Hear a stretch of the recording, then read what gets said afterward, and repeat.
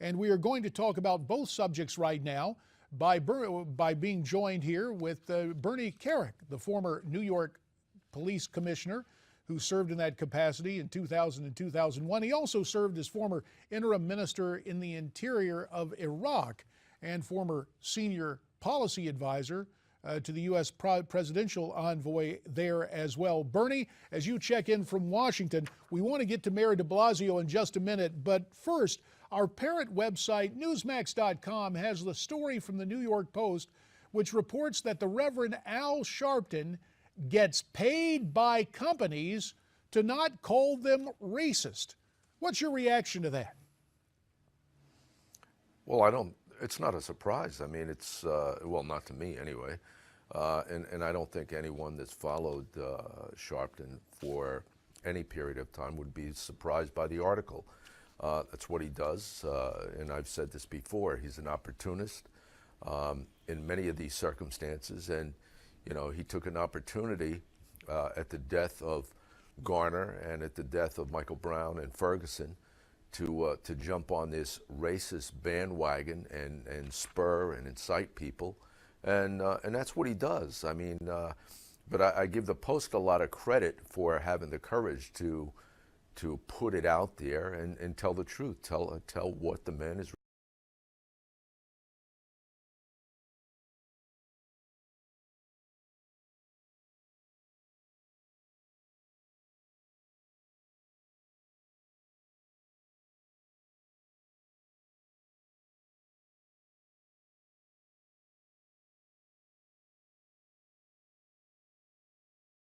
To you know, to stay away from them and not create chaos and havoc. And we've seen nationally, on a national scale, the chaos and havoc he can create when he makes this anti-racist, anti-cop, you know, this racist, anti-cop rhetoric around the nation.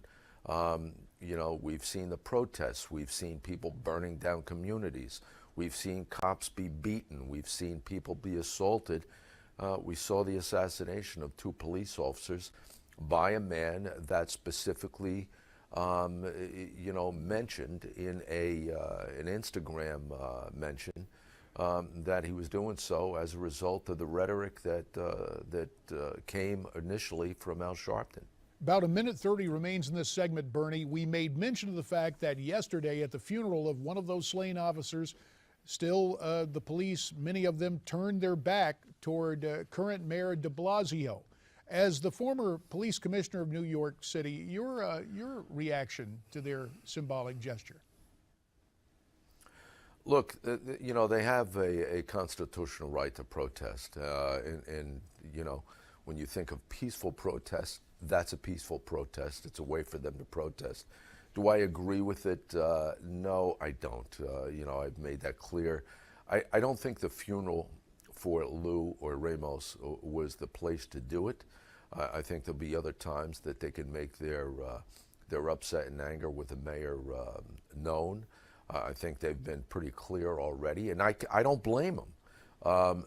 I just don't think that's the place for it. So, you know, unfortunately it happened again.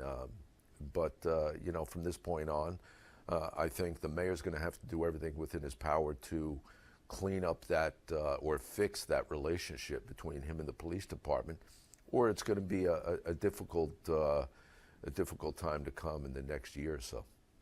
Fair enough. Bernie Kerik, we appreciate your time. Also, the fact you're going to stay with us through the break to continue to discuss not only the situation domestically in New York, but threats to our national security as we get into this new year, what's happened at home, how it may reflect on the challenges, the perverse designs of others who may be from terrorist groups to try and take advantage of the disharmony. More with Bernie Kerik when we come back on America's Forum.